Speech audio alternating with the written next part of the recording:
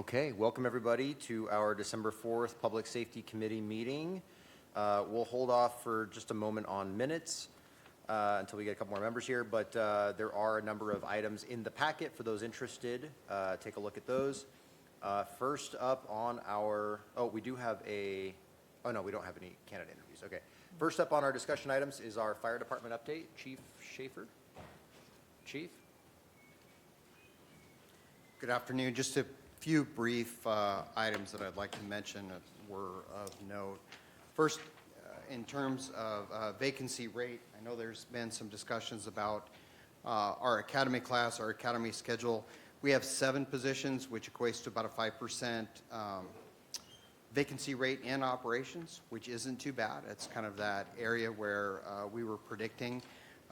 Those 7 vacancies that we have currently were people that have been let go over a period of probation and the academy. We were going to start next year with a 19-person academy in January, and that's been taken off the table with the reductions for the 2024 budget. Good news also is that we have a 32% decrease in our overtime expenses from comparison of last year to date, November, the last pay period that was closed. And then last, I was just going to mention that Lance Dahl, which many of you know as our fire marshal, division chief, he has been promoted to a vacant deputy chief position through a civil service process. So that's good news. So if you do see him, I'll get something to you in email, but congratulations for him. Any questions that I can answer from the fire department perspective? Questions from others? No? Yes, ma'am? I know, Claire, that we have a hiring freeze, but I'm concerned that the fire academy will not go forward in January with the unknowns of how many may retire, or I'm using the term washout rate going forward. So it still feels like it leaves us in a very unintendable position that will impact overtime. I think you're exactly right. I know our plan was to have an additional buffer, maybe even some higher heads that we can put in place to plan for those retirements. But you know, with really the reductions that we've had to take between last year and this year, that those are the parameters that we have. I think maybe in January, when we are able to take a step, maybe looking at some predicted vacancy rates and doing some planning for 2024 would be helpful. To the council president's point, how quickly could we set up a future academy if it was determined that we needed to do that? It's really about an 8-week process. The recruitment is ongoing all the time. So we make a phone call, ask Kelsey at Civil Service, hey, can we have access to the list? They pull the most recent list from public safety testing, and then it's HR's responsibility with us to go through the process and pull names and get those people in for interviews and then the in-service process. But it's personnel intensive, but it's not insurmountable. We could probably have one in the first quarter if we really put our minds to it. Yeah, I was going to say, so if we get to the end of the first quarter, we're looking, hey, this is something we should pull together, that's doable.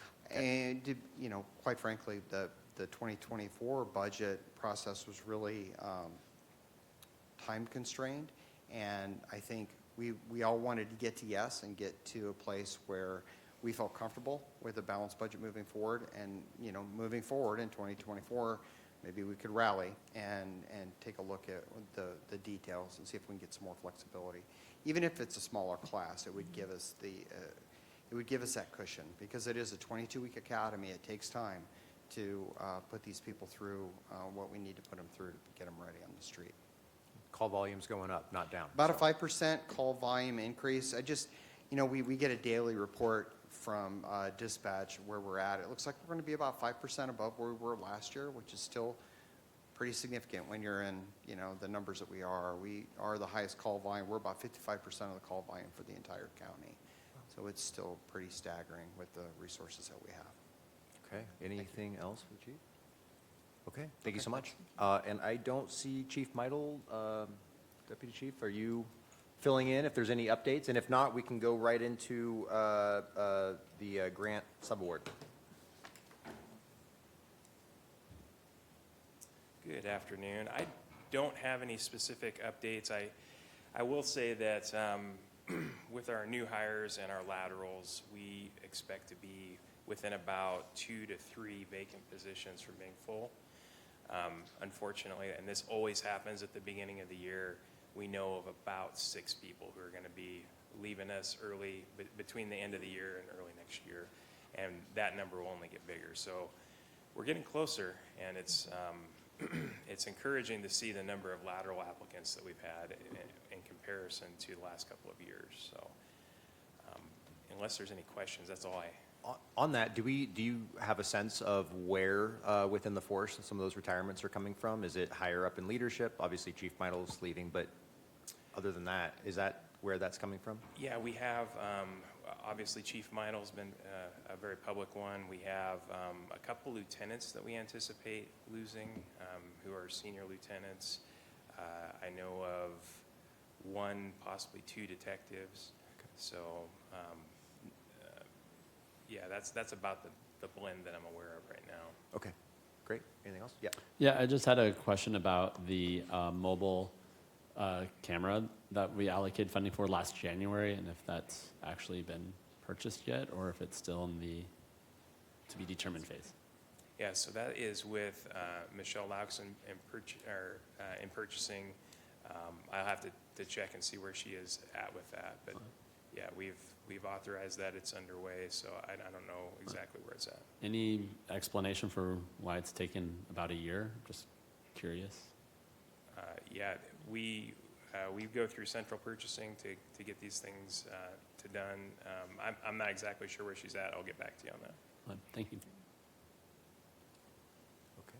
Nothing else? Feel free to go into the next item. Okay, so this is the JAG 23 grant subaward.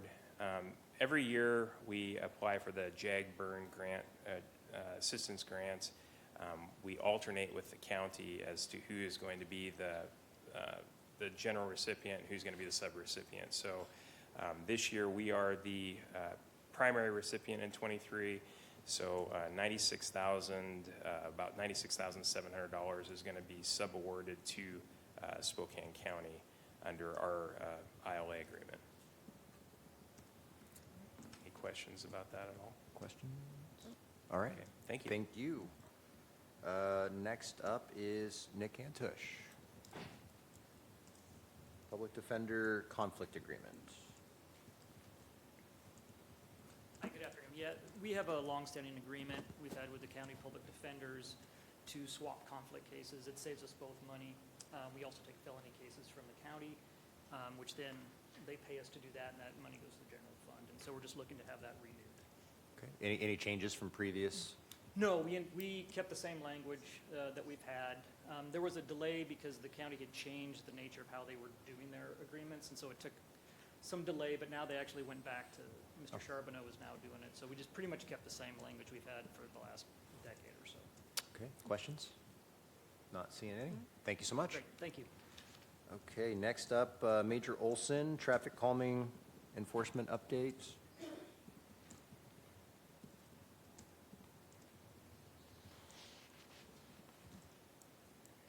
Good afternoon, council members, council president, congratulations. Thank you.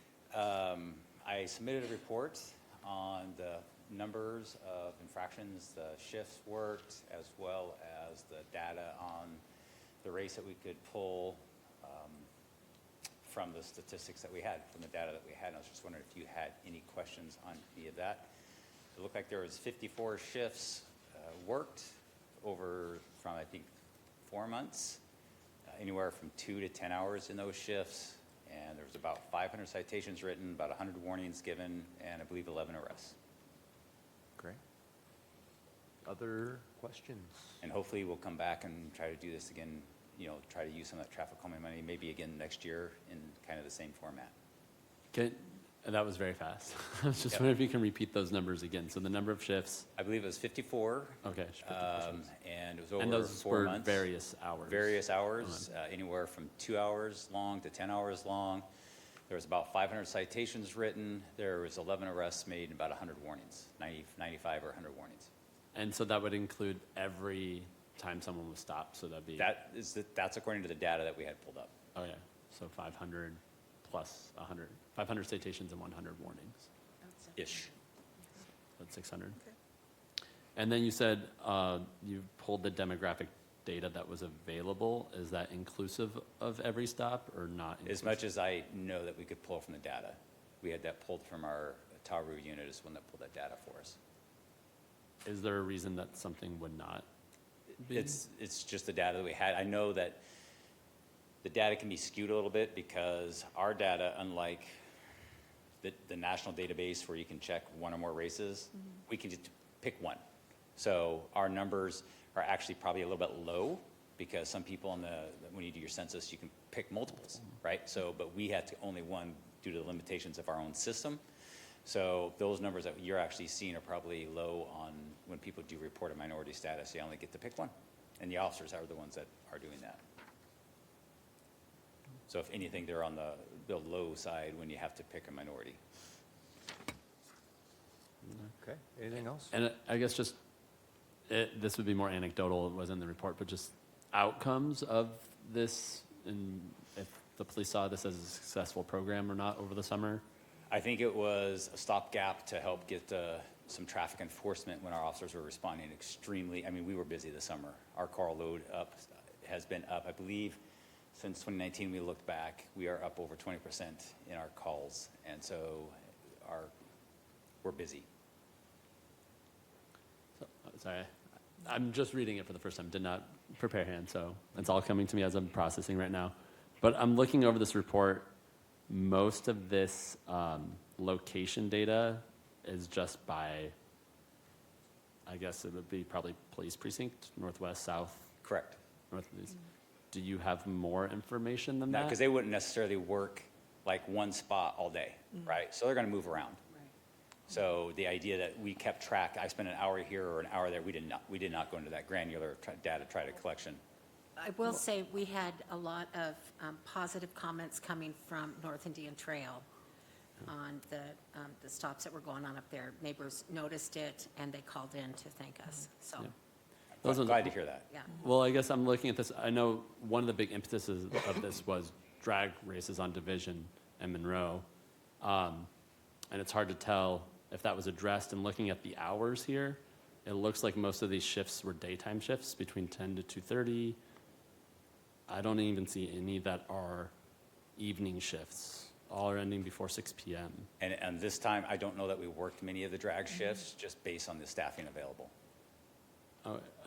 I guess that's confusing because that was my understanding when we approved this funding. It was clearly articulated. It was going to be any hours and areas to augment the fact that we didn't have assigned motor units. But I thought the big concern that we talked about as council was the drag races. And I know when I was talking to folks this spring in Emerson Garfield by Corbin Park, they're like, it's super loud, I can't sleep at night because of the drag races on Division. And it doesn't look We've like, done those before. We have. Yeah. Those are hard to staff because you have to have a minimum number of officers, and we don't work those with motor officers, as it's not safe for them to be out working in that environment on the motor unit at night, dealing with that particular issue. And those are often Traffic. done as a special, right? Correct, Yeah. yes. These here were done more as an augment of, we are going to hit these traffic hotspots within the city. Could we get some follow-up information, maybe Shauna could pull, that shows kind of the frequency of those, the focus on the drag racing? Because that was a big issue, and I still hear about it from time to time from folks concerned about it. So I just think it'd be great to be able to communicate. I don't know that something that Shauna can look. I will talk to our traffic Okay. sergeant to see if, any of these or other patrols are doing it. Because I know that sometimes the precinct captain, whether it be Northwest or Northeast, would do one, but it might not have been under the guise of this. I would have to ask. Right. to see. Right. Yeah. Mark Griffiths used to do them for District 3, and we would always get notice that, Correct. what he was doing and when it was going to be.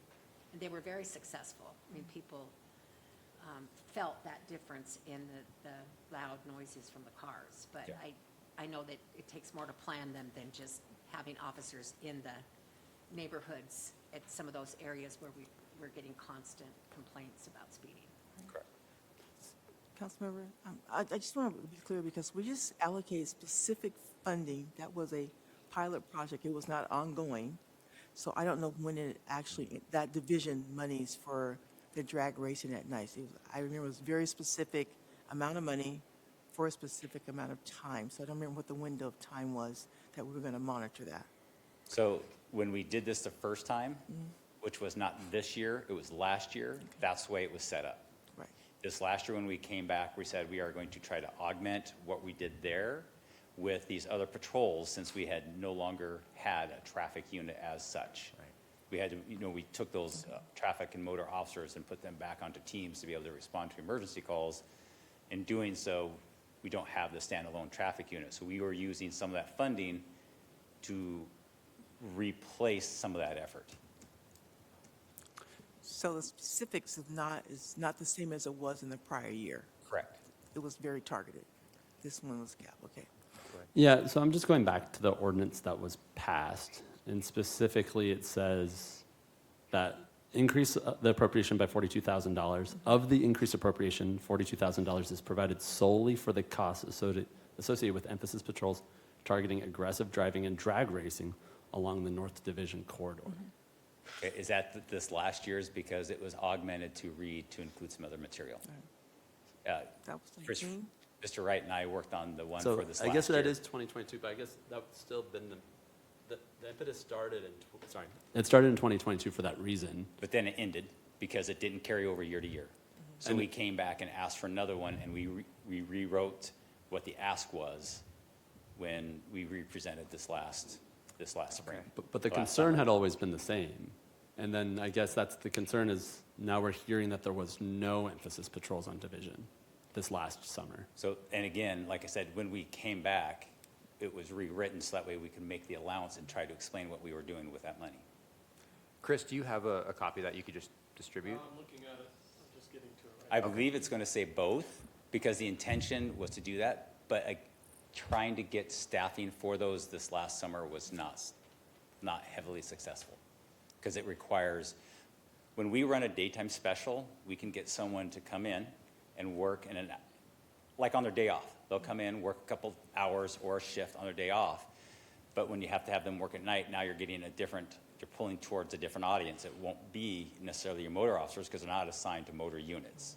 It's going to be people that would just work general patrol. And we're trying to fight the demand to backfill shifts and other overtime opportunities and requirements that we have to do that. I do have that language if you want to hear it. So it reads that the TCM funds shall be used to pay overtime expenses incurred by SPD specifically and solely for the use of off-duty officers employed to conduct directed traffic safety emphasis patrols in each precinct throughout the city, in addition to targeted emphasis patrols along North Division. And there's a little bit more. Yep. It was by district. So- Yeah, but it's also fairly broad too in Yeah. how it's written, so, okay.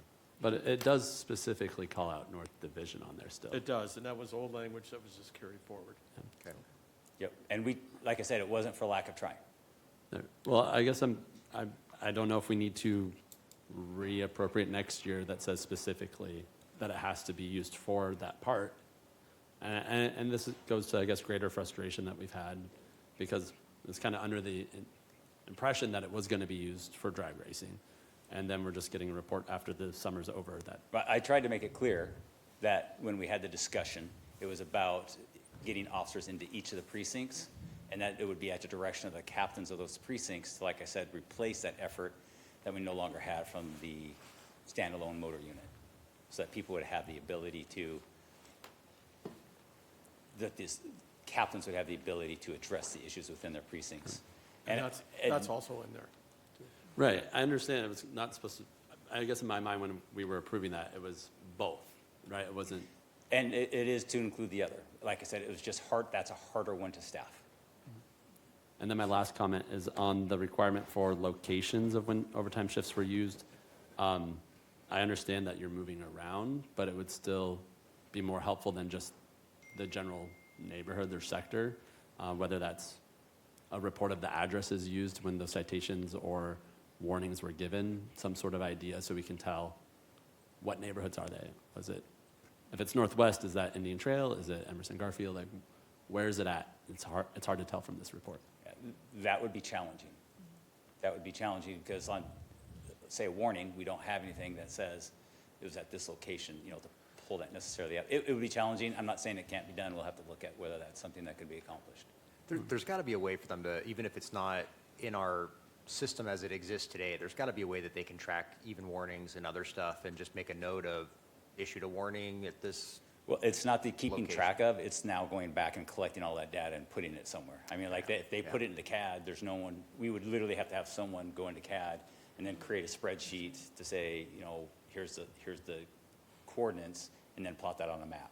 You know what I'm saying? Yeah. It's not as simple from here to there as it stands. Not saying that it can't be done or that's technically not possible. As it stands, that's the way the data is collected. Okay, so maybe we can work with IT and you guys and figure out some pathway to making something work. Something. Yep. Yeah, I guess a question on the IT front that I'm not understanding, though, is how you can create categories like that, kind of what Councilmember Cathcart was saying. Like, is there a category that says this was for traffic calming, used for traffic calming, so you can pull that report quicker? And then you would have all the locations from that box that says It traffic? would have to be, maybe, we'd have to do something, and I don't know that this would work, but possibly by creating a new disposition code where it would have to go to CAD Core to be approved. Then you'd make a disposition code that the traffic would then, officer would have to. So when you clear a traffic stop, you would clear it, like, instead of just a simple 1 Henry, you would put in a 1 Henry, which indicates that you wrote a ticket, or 1 David, that you just contacted someone. Then you'd have to indicate, this was as a result of a traffic emphasis, so you'd have to create another code that the officer would enter at the time of the stop. It's a possibility. It would just have some hoops to jump through to create it, and then for the officers to use it. Fine. Well, I have Yep. heard that SPD is able to create categories before Yep. when people request it. I've seen that publicly reported when, Like I said, I'm not saying it's not possible. I'm just Yeah. saying that those are the hoops that we'd have to jump through. And this becomes easier with the new system, right? Isn't that part of why we're looking at a new system? A new system would do a lot for us. Again, we'd have to see what the capabilities are. Sure. If we do land on a new system. Yeah. Yep. Okay, very good. Anything else on this? No? Okay, thank you, Major Olson, appreciate it. Kim, do you want to come on up? We'll squeeze you in here and get this part done. Kim has an update on the Revive contract. Mr. Chair, you could take a motion to approve the minutes while we're. Oh, thank you, yes. Can So I get a moved. motion? Thank you. Is there a second? Second. Motion and a second. All in favor of approving last month's minutes, please say aye. Aye. Any opposed? Okay. Kim, go ahead. Thank you, Councilmember Cathcart. Thank you for the time today to update on the new and just recently done Revive's contract to float along with the track shelter contract from January 1st to April 1st, month to month, with a contract being able to cancel at any time. This was, I've had several discussions with Lynn Pavley over the last couple of weeks, and we came up with a kind of a conversation and agreement that if she could do $50,000 per month through January, February, March, and April, that she could make that work among her staff to still have a presence at track. So we worked with Skylar Brown about finding that information, and as you'll see in the briefing paper, and my apologies that I didn't have this last week when it probably should have been done, in regards to, there will be about $100,000 left in Revive's contract at the end of the year. That will naturally could go over into this amendment. And then another $100,000 from the Warming Center, which I had originally included for Revive. That was sort of where the confusion was there. So there would be the amendment, the briefing paper is for an additional $100,000, which Skylar has either coming out of local dollars or ARPA money. The local dollar seems to be there. So this is sort of just that basic transition. Again, I'll have to look back on Revive's contract. It may have had a 30-day amendment for cancellation. The track one actually has no 30-day amendment. It just stays within the contract. We'll make sure that that gets changed. If it was Revive, they would probably know 30 days ahead of time anyway. But every once in a while, one of our CHHS contracts will have that. I did not have time, my apologies, this morning to check that out. And then is your request that we would suspend the rules and add this to tonight's agenda? Yes, please, yes. Along with the track provider, operator, the Salvation Army that's happening tonight as well. if Okay. that's possible. Questions, comments? Kim, what's the reason that there was $100,000 left in the Revive contract? Why was that not expended, or what happened there that amount was left, and then we're just asking for additional funds to cover the next 4 months? I think some of that, in conversations with Lane which I said Lynn, sorry, my apologies, I've been running all morning, was the fact that there was some, often contracts will have that much left over at the end of the month, and so at the end of the year, they looked at, sometimes you can put in extra personnel, sometimes there's other costs that you might be able to put in, but when we talked about this, both Lane and I believed that there was really an important part of being able to have Revive at Salvation Army. So she reduced some of her personnel costs so that there was that piece left over so that it could go into the next year, so that we had enough money to cover her through January, February, March, and April if that's needed. If it's not needed, then that goes back into I'm assuming the warming center fund. Essentially, is this going to be a month-to-month? It is a month-to-month, Okay. yes. Both of those, the new, not to go into that, but the new briefing paper that you received again today on the track is also month-to-month. So it can be canceled at any time. Okay. And I can talk to that later, but that conversation has happened with the Salvation Army as well. I will just say, for me, I would love to see it, understanding I'm not going to get it before tonight, but would love to just see any kind of metrics that Revive has on where they've seen their successes since they started. So, And I can reach out to Lane on that also. I can share a little bit what I shared with you earlier, that as the October 26th, and these are just the basic numbers, but TRAC had put into CMIS, these are unique clients. It does not count how many times they've come back and forth, 1,145, and the unique client IDs between Revive and the Salvation Army was 356. So that's how many actually were working together. And then also their Revive's unique IDs in enrollment, not only in what Revive is doing their assessment piece, but also those that were at TRAC were 236. So that's how many assessments they had going at that period of time in October 26th. and then just any more specifics they have on success would be great. I can get those as quickly as I can for you as well. At one time, they were at like 72. I think this was one of the last documentations that we had provided up here at DIAS. It was like 72 had gone into some sort of permanent housing. And I think that's important to remember and understand, that a lot of the chronic homeless are not housing ready. So it does take time to be able to get everybody ready for that type, whether it's moving through their transitional housing, which Revive has, or whether that, a shelter then Revive's transitional then into permanent. So there is that element as well, especially with the lack of units. Gotcha. So Councilmember Bingle? you wanna- Hi, how you doing? I have a couple questions for you. So we asked about the 18% being in writing. Is that Yes. something?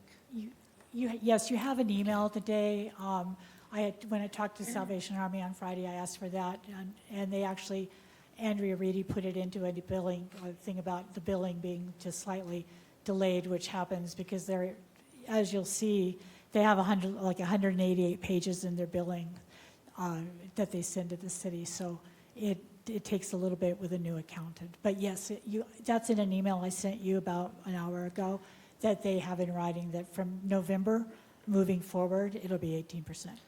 And I was looking at that, and I was worried about the verbiage that they had in there about we're at 18%, not like we're committing to 18% moving forward. And so, Okay. I'm just curious about that. Also, I don't know how legal that document is, when we're talking about a binding contract. So I appreciate that. I think it's a great step, but I'll get it on there. I will get a letterhead letter. We had a long conversation on Friday Okay. afternoon with both of the captains, and I'll make sure I ask for it. I should have done that anyway, but yeah. I appreciate it. Thank you. A couple other things. I think in the contract in section 30, it might still say the guardians. That's which, what okay. Nicolette shared that with Okay. me this morning, so we'll make sure that, thank you. And then I guess my last question is, with a reduction in funds for the service level for Revive, what does that mean for services? Is there going to be a natural reduction in services that goes with that, or are they able to continue at the pace? and some of that isn't so much a reduction. Sometimes that's like, you know, maybe there was a decrease in the number of desks they needed, some of the things they could pay for that they were not able to pay for because it wasn't, you know, per the city. So there's often some funding left over at the end of a contract anyway. So there wasn't really, didn't sound like there was too much in reduction.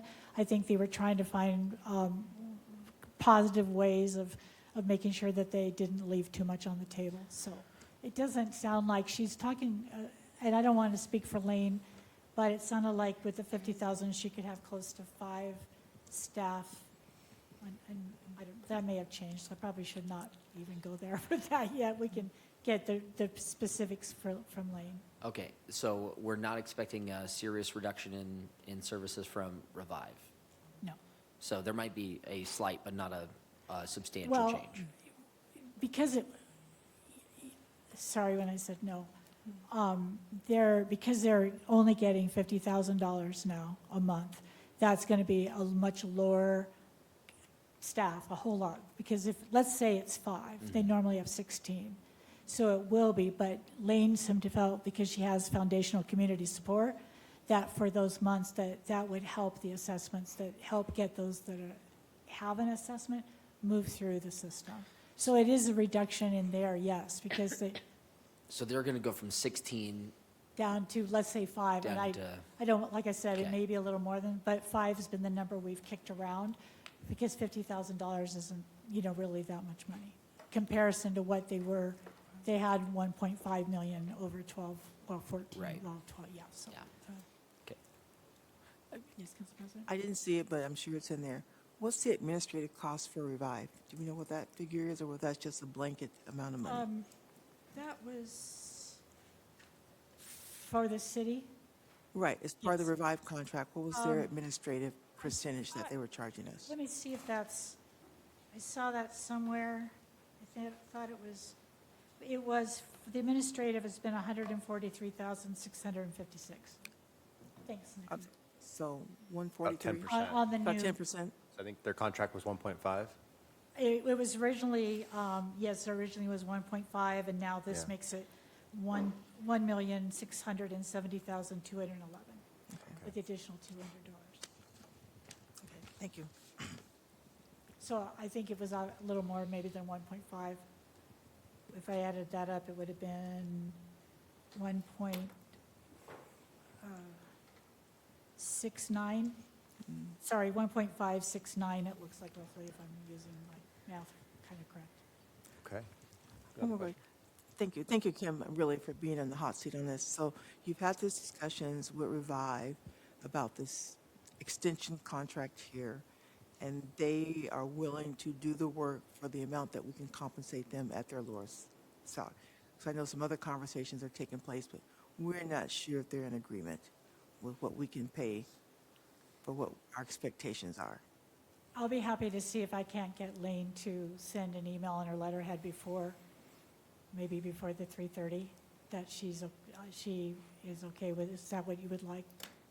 I mean, I have a verbal agreement several times with her, Right. but if you're feeling like you need something that is in writing, I can sure try to get that, at least before the 6 o'clock maybe.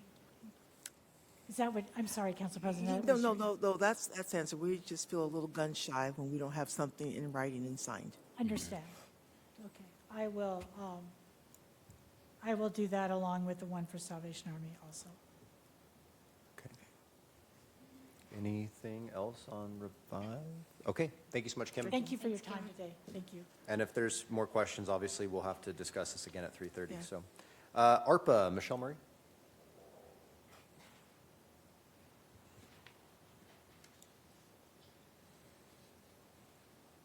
Good afternoon. Thank you, council members.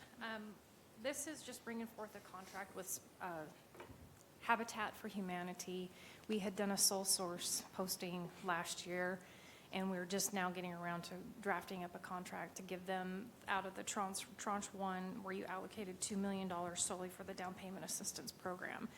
We have an existing contract with Habitat for Humanity. It's OPR 20210094, and they run their shared equity program, and we're going to put this $2 million towards down payment homebuyer assistance.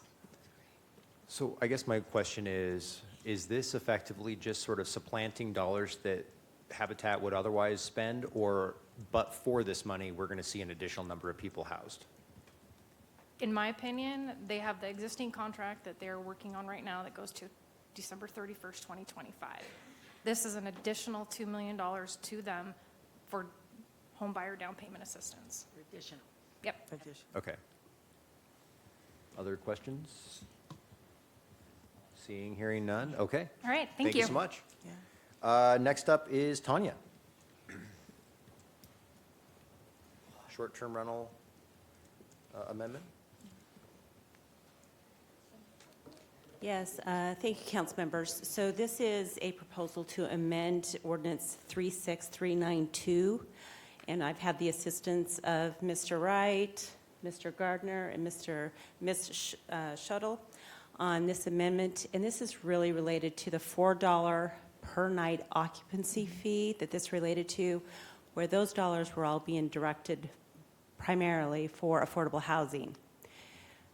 As such, a program fee really requires that it have a nexus to cover just the cost of the program. Otherwise, we do put ourselves up at risk of being legally challenged for an illegal tax rather than a program fee. Therefore, when this came about, effective in August, we were contacted by some platform operators, really offering their assistance on how we can get this fee to a legal position. And so we went to work with both getting a form on how they can submit, the information that they would need to submit. We started reviewing general provisions, which are included as a new section in this proposed amendment.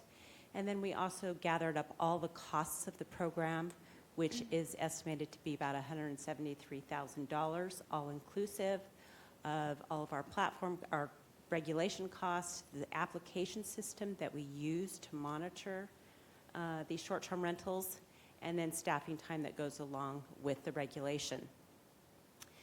And what that actually turns out to be with estimated number of nights is about $2 per night fee that would cover the cost, all inclusive, of such program that has the nexus to that fee.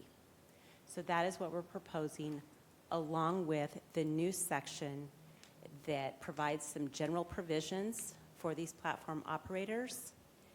And what we have been working for the administration so that we can administer this program more fully is we've got programming in place in Acela so that they can submit all the required data that we're looking for and their payment electronically through the Acela platform.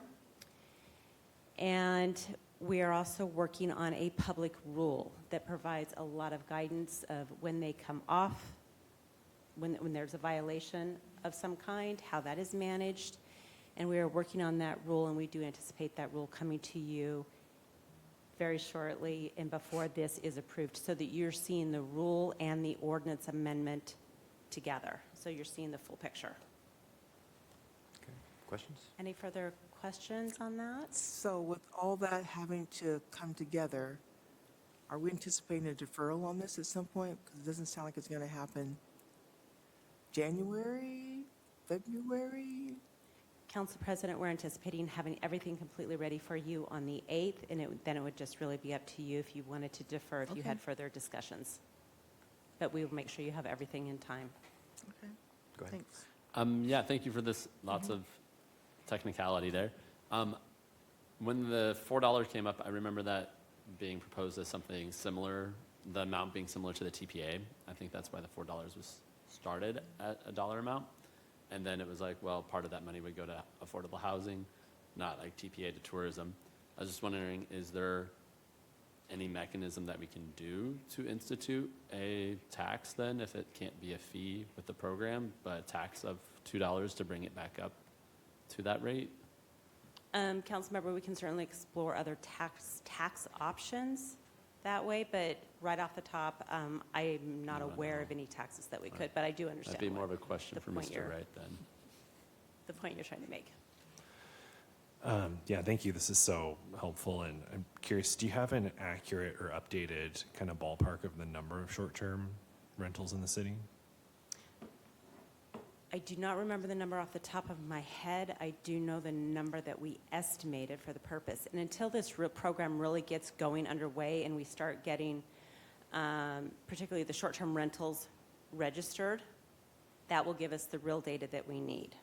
And that was probably the catalyst for this, is that they're not regulated. We really don't know how many short-term rental units are out there. So in a year, Councilmember Dillon, we'll have a lot more information about what's really happening out there. Thank you. And did you, as you're collecting a lot of this data, did you come up with an estimate on what the revenue for the $4 or the $2 would amount to annually? We estimated it would be 173. So what we did is we estimated all the cost and said it's 173. We used national data to determine number of nights that we estimate would be filled and used, and divided that into the number to come up with the roughly $2 per night fee. Gotcha. Okay, so that 173 is how you got to the $2. Yep. Perfect. Okay. Yep.